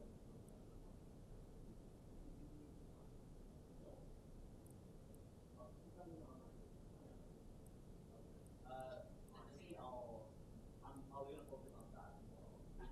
So there won't be any hours tomorrow, but like looking forward, I'll start to get inside. I hope never. You don't like that. You never know if I go to Mexico, somebody offers me a multi-million-dollar opportunity and there's It's always the week before the trip. I might just say goodbye. Take over and go to more areas. You all can do it. Well, that's my guess. I think we'll see about it. Just know that you'll never be true. My manifestations to the universe is never to please. How much is the offer? Yeah, I don't know. No, I don't. Yeah, You so could get me a job. In Mexico? What do you tell me? I could be selling mangoes by the beach if I'm making good money. You can sell mangoes here. No, nobody will buy mangoes like But me honestly, down there. Mangoes are so from our point of view, like if I I just got don't something teach just like I would just leave it out. Like, hey, yeah, you can do that now. Something whatever. You could go, and the thing is, how do I do this? How do I run? We want to sell mango. I know, but the thing is, like honestly, Just I the still generic feel like I need to have to keep working. I didn't know, like, you know what I mean? Like, I feel as if I could, there's a good X number of years still in me. But I wouldn't like to do the same things anymore. I just want to be normal. Like, I would seriously be the type you'll hear, oh, she's a scuba diver instructor.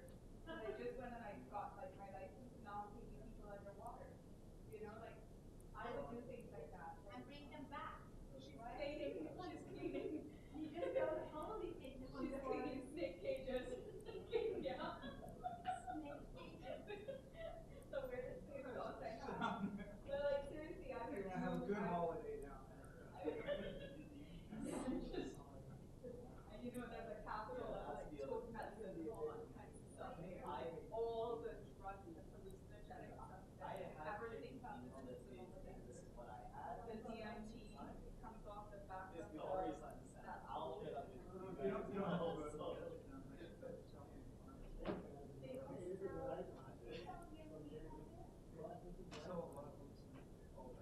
peyote and no, we're talking about the psychedelic one. It's like mushrooms and stuff. Okay, let's just stop. I don't know what's going on right now. Good thing we're muted. You guys settle down.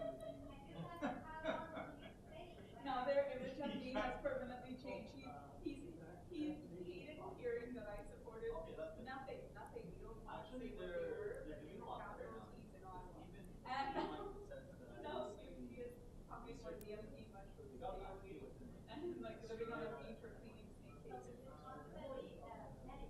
Yeah, I know.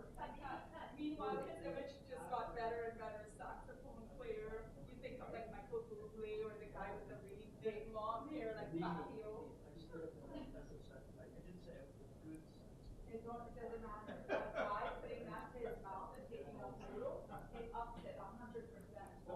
You want to get dates? Put a photo of you with a sax in your mouth. You know how many girls will click, yes! Yeah, I know. I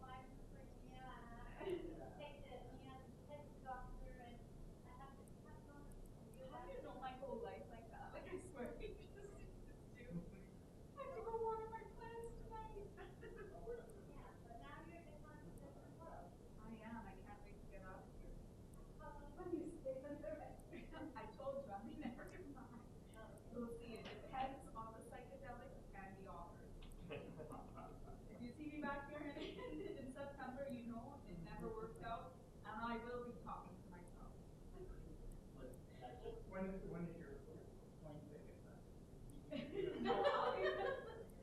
20th. I'll be back on the 20th. You will never get a right answer for that picture. You want to stay. Okay. Are we ready to read again? Yeah. Let's wrap it up, right? Yeah. Count me down? No, we're good whenever you're ready. All right, welcome back, everyone.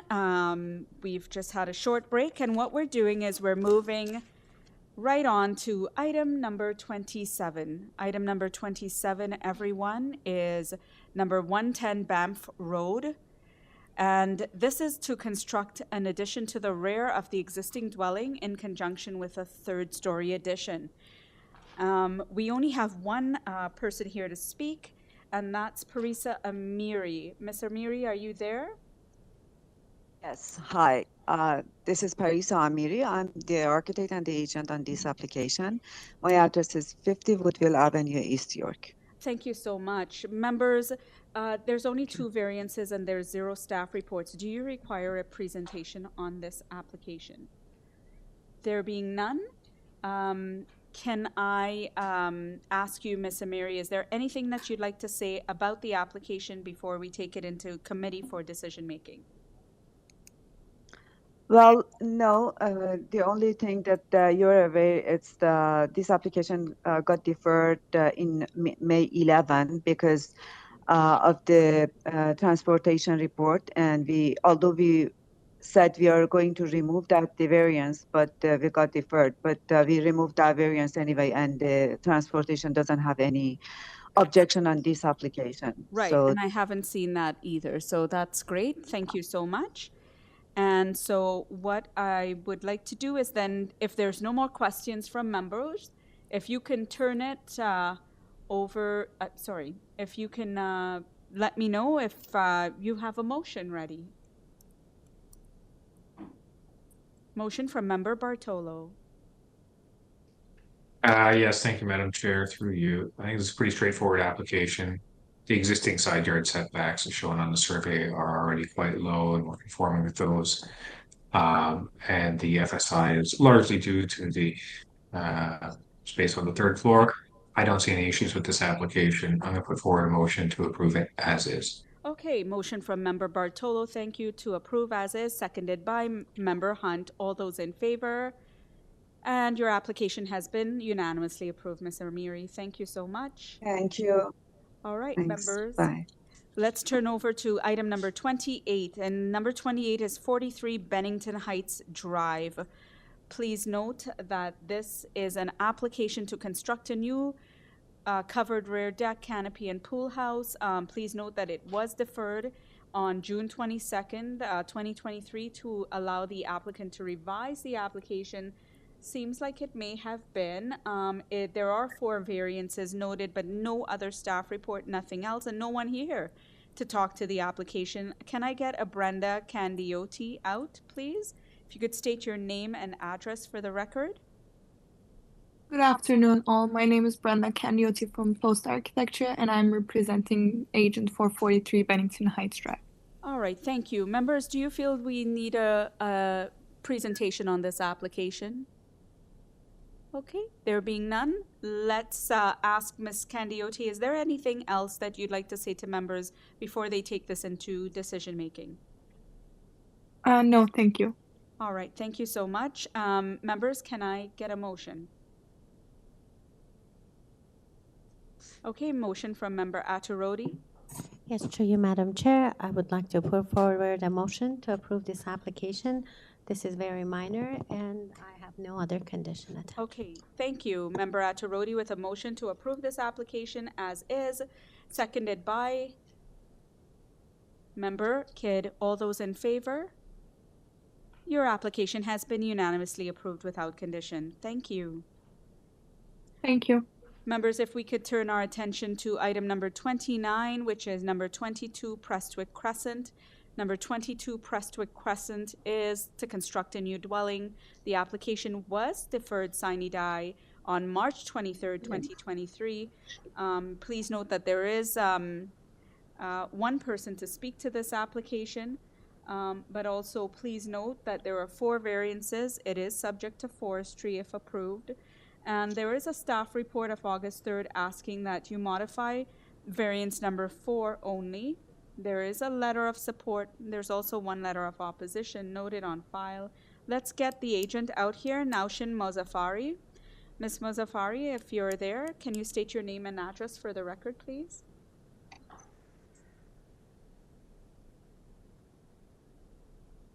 Naushin Mozaffari? You've been unmuted. Go ahead. Oh, she's not there? Through you, Madam Chair. Nushin is not present. However, it would appear that the applicants, the second row, are present. Okay, so maybe they will speak to the application. And is there Mohsen Naderi or Marina Niatusov? One of you, if you can state your name and address for the records. Marina Netiosov. Yes. And I'm a spouse of Mohsen Naderi. Okay. At 22 Prestwick Crescent. Thank you. Will you be the one speaking to it, because the agent isn't here online? We prefer if our agent was speaking for us, to be honest with you. We're very surprised why she's not attending right now. Okay, perhaps if you could try to get her. What we'll do is we'll move on to the next application. Let's stand this down for a moment, and we'll get back to you after the next one, okay? Okay, thank you. All right, no problem. Members, let's put that on hold, and let's go back to item number 30, which is next on our list. And item number 30 is number 1600 Bayview Avenue. 1600 Bayview Avenue is an application to construct a 3-story rear addition, a 3rd floor addition to residential units, and relief for minimum parking space requirements for an existing building. There's no one here to speak to this item. Please note that there are 6 variances. There is a staff report of August 4th with 1 condition, and previous transport report of July 6th had no objections. And there's also 9 letters of support. So let's get the agent, Saba Al-Mathno, out. Mr. Al-Mathno, are you there? Good afternoon, Madam Chair and committee members. My name is Saba Al-Mathno from QBS Architects, 1670 Bayview Avenue. Thank you, ma'am. That's good. I'm wondering if things are clear. Do committee members feel they need a presentation on this one? Okay, there being none, Miss Al-Mathno, do you have anything you'd care to say to committee members before they take this into decision making? Absolutely. I have one thing to say. We've been back and forth on this application. As you know, we've worked closely with transportation and the planning. Hence, our variances and application before you with the letters of support. So we are seeking your support as well. It's a straightforward application. I'm here to answer any questions. Okay, thank you so much. Members, do you have any questions? If not, please note the staff report has 1 condition, and there's no other conditions and 6 letters of support. Can I get a motion, please?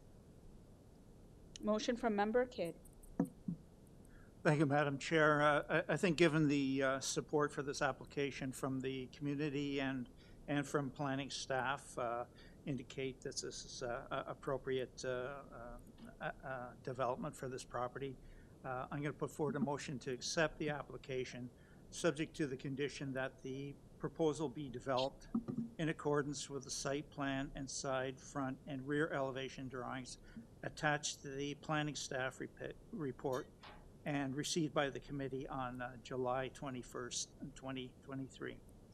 Thank you so much for that, Member Kidd. With a motion to approve this application with those conditions, seconded by Member Bartolo. All those in favor? All right, your application has been approved, Ms. Al-Mathno, with those conditions. Thank you so much. Thank you so much. Okay, members, let's move it back to item number 29, which is 22 Prestwick Crescent. I understand that Nushin Mozaffari, the agent, is on the line. Ms. Mozaffari, are you there? Hi, sorry, I had technical issues to connect to the committee session. My name is Nushin Mozaffari from Hyphen Studio, representing my client, owner of 22 Prestwick. Yeah, not a problem. You're always on time every other time, so we don't mind. If you don't mind sharing with us a brief presentation on this item, the merits of the application, we do have one person, or one, yeah, it's registered to speak. Thank you. Yes, this application has been before committee back in March, and it was deferred because the previous design had caused so many opposition in the neighborhood, and also the planning was not supporting that application. So the first thing we did was to communicate with the planner to understand what was the main issues of the previous application. And apparently it was the height and wall height, which we totally removed. And we came back with a very modest application, and the planning is supporting this one. We also had another date communication with the planning, and in result, we reduced the projection of the deck from 4.88 to 3.96, and that's it. I think the rest is very clear. We are asking for side setback variance on both sides. On the north side, the rear portion has much more setback, and 1.5 meter setback is only for the front portion. And on the south side, we have 1.2 meter side setback, and the proposed lot coverage is 35.5, which is more than a lot. And that's it. I would be happy to answer any questions. Okay, thank you so much for that. Members, do you have any questions before we turn it over to the agent? I mean, the neighborhood? Just to confirm, what was the changes? Only one modification, or? Ms. Nushin Mozaffari, if you can repeat The change. The design is totally changed in compare with the previous application. We were retained to do a redesign on this project after it was deferred on the previous hearing. But the change that has been applied on our design is just the projection of the deck, and also we have proposed to have a 6-foot height privacy screen on the side of the deck, and the rest is basically the same with us. So no changes to variance number 4 as per the staff report is what I think Member Ataro. Yes, it is. As I mentioned, we are reducing the projection of the deck to 3.96. And the privacy screen is on both sides, or? On the north side of the deck, on the side that is closer to the side lot line. Oh, on the north side. Thank you very much. Sorry, that's variance number 4. Okay, I was looking at application number 30. Still, my computer was logged on there, so I understand now. So, members, do you have that? You're okay? If no other questions, let's move on to the next speaker, and let's get Karen Spears on the line. You've been unmuted. If you can state your name and address for the record, please, and share your concerns with us. Can you hear me properly? Absolutely. Go ahead. Okay, great. So from what the owner was just saying, number 4, the rear deck projects back 4.88 meters, that they're going to change that to 3.96 meters. Was that correct, what I understand? Yes. Okay, and that's going to be put into the plans. The only reason why, I mean, this has been a very long process, and you know what? It's starting to make people be not kind neighbors, which we don't want in the community. The only problem that I ever had was the privacy in the backyard at 85 Cresthaven Drive and the height of the dwelling, because the property does face east. That's has always been my only concern about resale value down the road for the property, because we abut right directly to the rear. So if they're going to change that and they're going to put in privacy fences, I don't have a problem with that at 3.96 meters. If that's going to be noted that that's what the change is going to be, that it's going to be coming out from the rear existing wall. Hi there, can you hear me? Yes, I can hear you. Just double checking with members if privacy fences were mentioned by the agent, but we can ask. Okay. Now, what about the lot coverage from 35.5% when the bylaw allows for 30%? Has that been addressed by the committee as well? Well, what we could do is we'll put it to the agent. Is that all your concerns? Because then we can ask them to come back out and address it. Yes, ma'am. All right. Yes, if the ma'am. members have no more questions, let's ask the agent to come back out and address the privacy fence as well as the item related to variance number 1 with the lot coverage.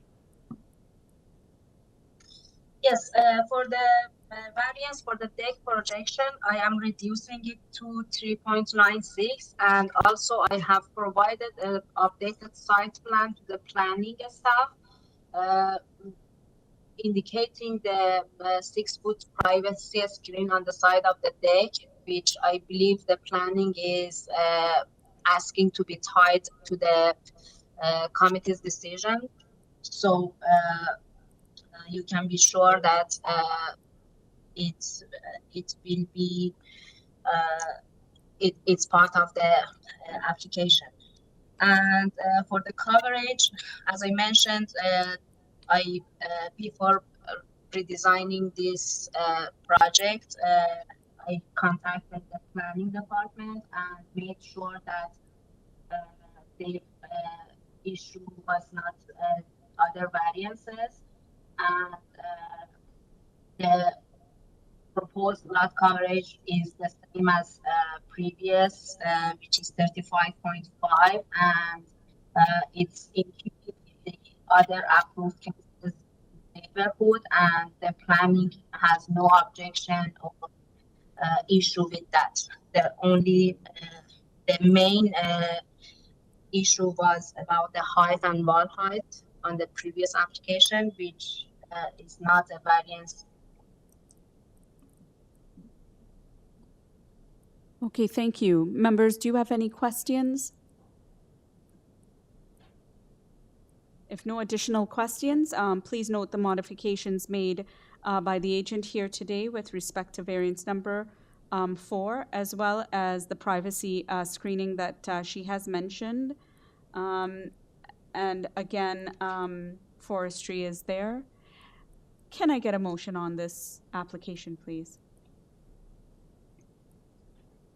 Motion from Member Attarodi. Yes, to you, Madam Chair, I would like to put forward a motion to approve this application with one modification. Variance number 4, the proposed rear deck projection is now 3.96 meter.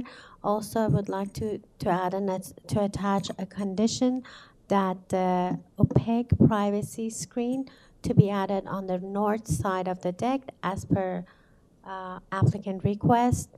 And normally the height of the, I don't remember, the height of the screen should be 1.8, with the height of the 1.8 meter. And also, so this is application 29, subjected to urban forestry as well. Thank you. Right, thank you, Member Attarodi. With a motion to approve the application with those conditions, and can I get someone to second it? Seconded by Member Hunt. And so all those in favor, your application has been unanimously approved with those conditions. Thank you so much. And members, let's turn it over to item number 31. Thank you. Right. And I want you to note the time is 4 something. So this is, you know, amazing. So I would like to say, you know, let's talk about 65 St. Germain Avenue. And there is no one to speak to this application. Please note that this is an application to a proposal to modify an existing garden suite and construct a new 3-story dwelling with a front porch, front walkout, rear deck and rear walkaway, rear walkout and interlock driveway. It is, you know, there's 7 variances. There's only forestry conditions that apply and no one to speak to it. Can I get the agent out, Giorgio Lolos? Good afternoon, Madam Chair. Can you hear me? Yeah, if you can state your name and address for the record, please. Giorgio Lolos, 220 Duncan Mills Road, Suite 217. Okay, thank you. Members, do you feel you need a presentation for this application? There being none, Mr. Lolos, do you have any anything else you'd like to add before we take this into consideration? Just one item, Madam Chair. The homeowner has conveyed and talked to the majority of these neighbors, even behind him on fair lawn. So he's basically talked almost like 12 neighbors in the neighborhood, and they're all supportive. Okay, it does show, and there's no one here to speak to it, and the application does seem to flow very well, as if there was some work that had been done. But let's see what the members say. Members, do you have any questions? If not, can I get a motion? Remember, we're in 4 something. We want to keep it that way. There we go. Member Kidd for the kill. Thank you, Madam Chair. I'd like to put forward a motion to accept this application subject to forestry conditions. Motion from Member Kidd to accept or approve this application subject to forestry, seconded by Member Bartolo. And all those in favor? All right, everyone is in favor with approving this application with those conditions. Your application has been approved. Thank you, sir. Thank you, Madam Chair. All right, that brings us to the end of our session. Can I get a motion to terminate, members?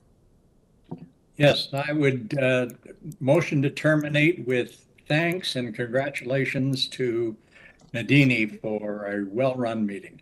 Oh, wow. I was going to say thank you, all of you, for being there and being as astute as you are, as well as hardworking city staff that can't go without saying, and our IT Patrick, who's always here on call. Thank you, everyone, for a great day. I'll be in a sunny beach on the Mayan Riviera tomorrow. I needed to say that, and have a great day. Signing out. Bye. Goodbye, everyone.